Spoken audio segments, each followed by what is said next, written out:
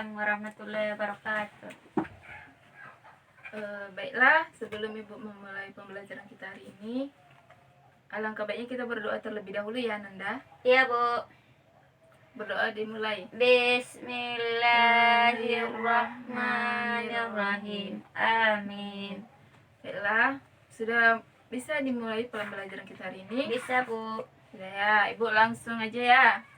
Ya, Jadi, Bu. sebelum Ibu masuk materi kita selanjutnya, Ibu akan mereview.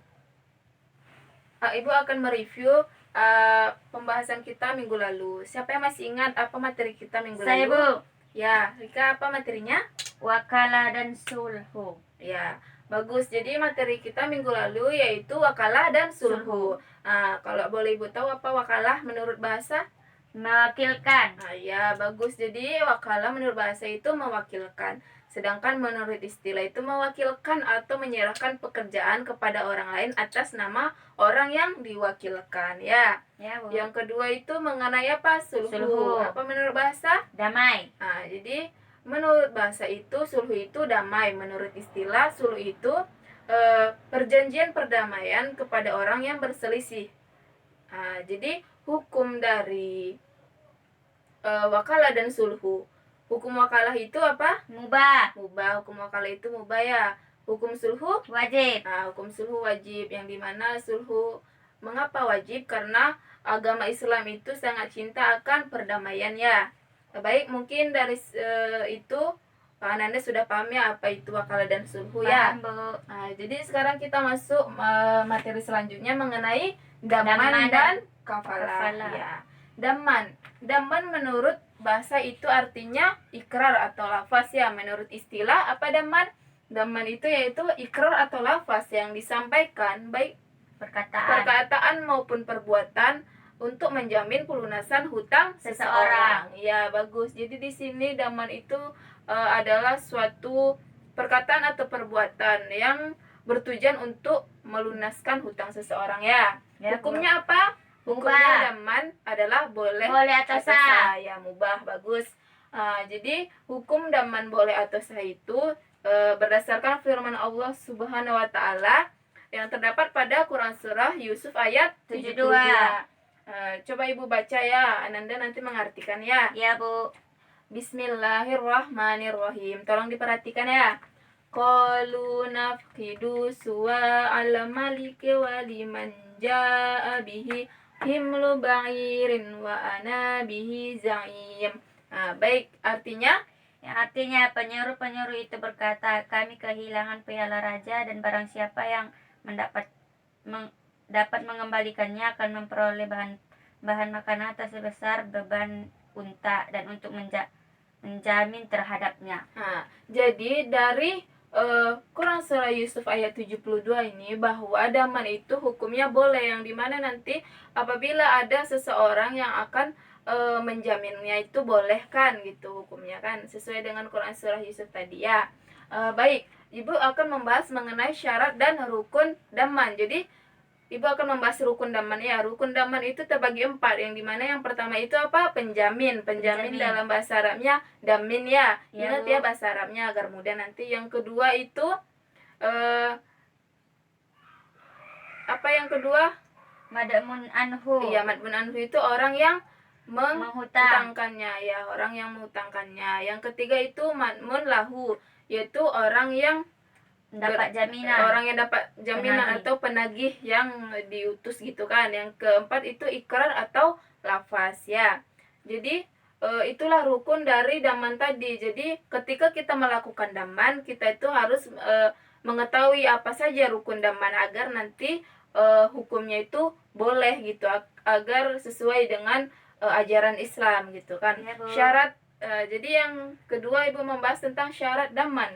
Syarat daman itu terbagi dari 5 ya, dimana tadi kan rukun damannya ada 4. Jadi di sini ditambah dengan jumlah dari hutang yang akan dibayar gitu. Jadi syarat dari daman itu yang pertama adalah syarat si penjamin dulu. Syarat si penjamin itu berakal, balik, dewasa, yang diperbolehkan untuk membelanjakan hartanya secara hukum, tidak dalam keadaan terpaksa atau kemauan sendiri, ya kan? Ya, Bu. Jadi syarat yang untuk syarat orang yang menghutangkannya itu adalah diperbolehkan untuk membelanjakan harta secara hukum. Jadi syarat untuk matmun anhu itu ya. Ya, Bu. Yang ketiga itu matmun lahu, yaitu orang yang Nagih hutang. penagih hutang ya. Orang yang penagih hutang itu syaratnya itu harus mengetahui keberadaannya. Kita tuh harus tahu di mana dia kan, dan keberadaan dari si makmun lahu ini harus diketahui oleh si penjamin atau si damin tadi gitu kan. Terus yang keempat itu syarat dari hartanya. Jadi hartanya itu harus kita ketahui dari jumlahnya, kadarnya, ukurannya, kapan waktu jatuh tempo pembayarannya gitu kan. Yang terakhir yaitu ikrar atau lafaz, yang dimana ikrar atau lafaz ini kita harus mengetahui dulu mengerti nggak si peminjam hutang ini atau si penagih hutang tersebut akan lafaz atau ikrarnya itu ya. Ya, Bu. Baik, dari penjelasan Ibu tadi ada yang mau ditanyakan? Tidak, Bu. Baik, kalau tidak ada yang ditanyakan, Ibu akan memberikan video contoh daman ya, biar Ananda mudah memahaminya lagi. Tolong diperhatikan ya, Ananda. Ya, Bu. Daman adalah menanggung hutang seseorang.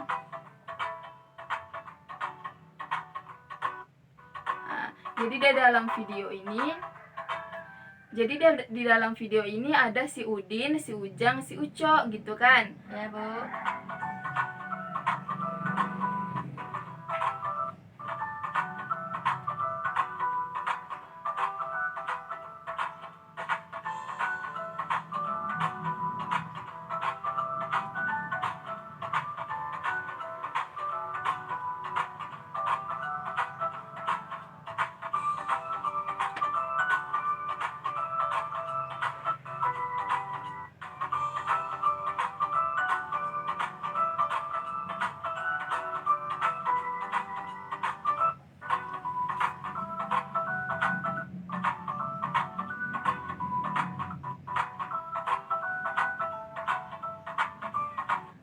Baiklah, udah selesai kan? Sudah, Bu. Jadi dari contoh tadi video yang Bu tayangkan bahwa si Udin tersebut membayar hutang si Uco ya kepada si Ujang gitu kan. Jadi daman ini adalah perkara perhutangan kayak gitu kan. Jadi bisa dipindahkan ahlinya gitu, pindahkan hutangnya tersebut kepada si penagih kepada si penjamin tadi kan gitu, dan bisa ditagih oleh si penagih hutangnya itu kayak gitu kan. Sudah mengerti akan syarat dan rukun serta contohnya tadi. Ya, Sudah Bu. paham kan? Sudah, Bu. Ibu masuk ke kafalah ya. Ya, Bu. Ya. Baiklah, kita masuk kepada kafalah. Kafalah itu adalah Menanggung. menanggung secara bahasa itu menanggung. Secara istilah kafalah itu adalah menanggung atau menjamin seseorang untuk dapat dihadirkan dalam suatu perkara atau tuntutan hukum di pengadilan pada saat dan waktu tempat yang ditentukan ya. Jadi kafalah ini adalah orang yang menjamin atau orang yang memiliki kewajiban untuk menanggung gitu ya, atau menjamin. Oke? Ya, Bu. Baik, kita masuk kepada hukum kafalah. Hukum kafalah itu apa? Mubah atau boleh ya. Jadi hukum kafalah itu mubah atau boleh sesuai dengan firman Allah Quran surah Yusuf ayat 66 yang bunyinya, Ibu baca ya. Bismillahirrahmanirrahim. Qala lan ursilahu ma'akum hatta tu'tuni mawthiqam minallahi la ta'tunanni bihil ila ayyuhatu bikum falamma atuhu mawthiqahum qala Allahu ala ma naqulu wakil. Ya, baik, itulah. Coba artinya apa artinya?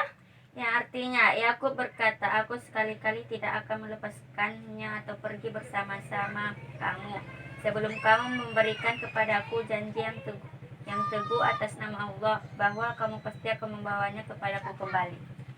Baiklah, itulah tadi ya janjinya.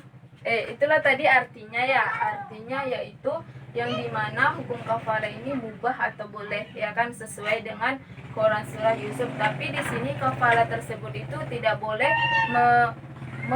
mengikuti kepada hak-hak Allah. Jadi kalau misalnya dia itu bercampur baur dengan hak-hak Allah, tidak boleh, ya, hukumnya haram. Karena di sini ini hablum minan nas, yang berkaitan dengan hukum muamalah dengan manusia, ya. Ya, Bu. Ya, manusia dengan manusia, tidak dengan Allah, ya. Ya, Terus Bu. di sini Ibu akan membahas tentang syarat dan rukun kafalah. Rukun kafalah itu ada 4.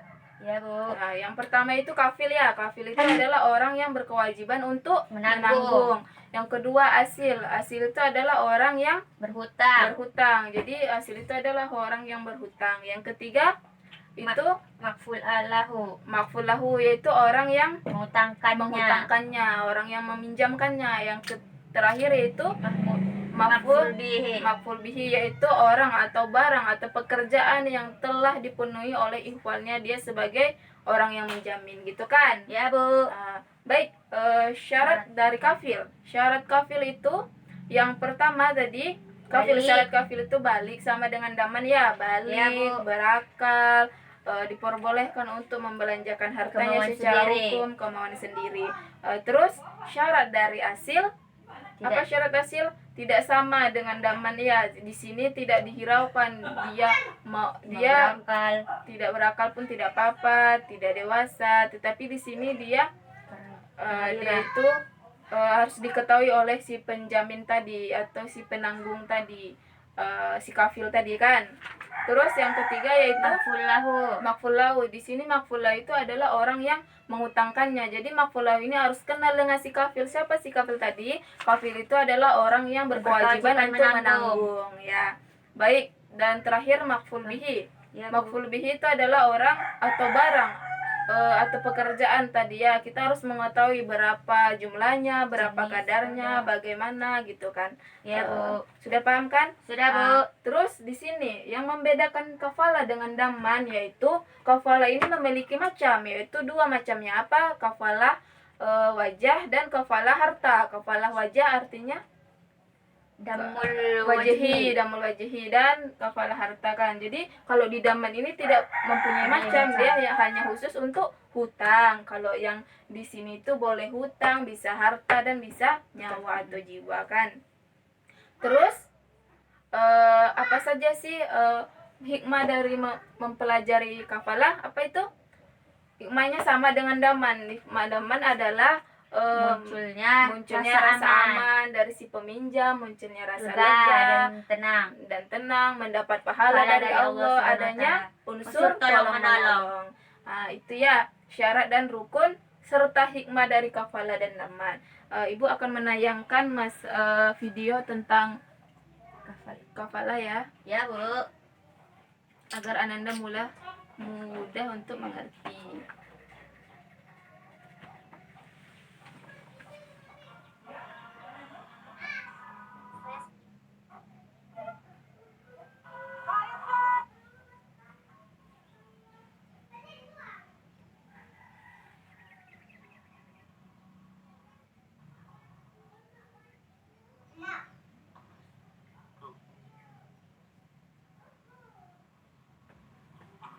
Baiklah, tolong disimak, ya, Nanda. Ya, Bu.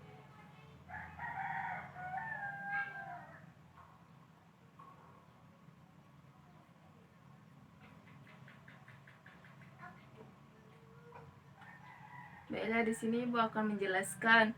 Yang ini itu adalah makful lahu atau orang yang menghutangkannya. Yang ini adalah makful bihi. Yang ini adalah orang yang berhutang atau si asil. Si kafil itu yang ini.